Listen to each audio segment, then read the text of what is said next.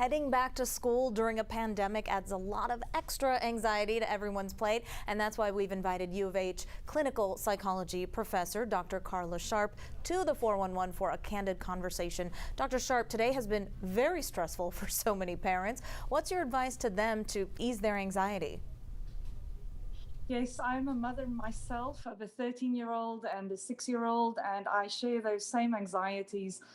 I think number one, slow down. We are still not at the end of this pandemic, and trying to find ways to use cognitive behavioral strategies to try and change our view of the impact of the pandemic on our lives. So tolerate uncertainty. We're not really able to plan ahead. To the extent that we can, it's advisable for parents to stay organized, to have a clear routine. But most of all, not to give in to the urgency of having to be in control. That principle of tolerating anxiety and tolerating uncertainty until we have a clearer picture of what lies ahead is going to be critical for parents to sort of get through this additional extension of the impact of COVID on our lives.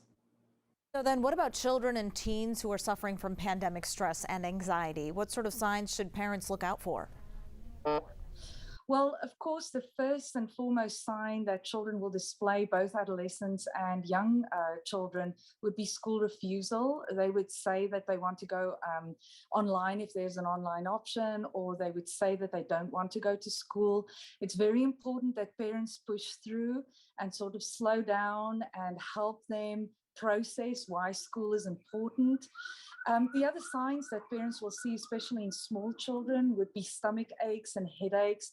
Again, slowing down around those facts that your child will share with you, helping them process it slowly, and then coming up with problem solving in order to help them still go to school. It's very important that children continue to go to school. In teenagers, you'll see irritability. They don't necessarily express with stomach aches or headaches, but a lot of irritability and grumpiness.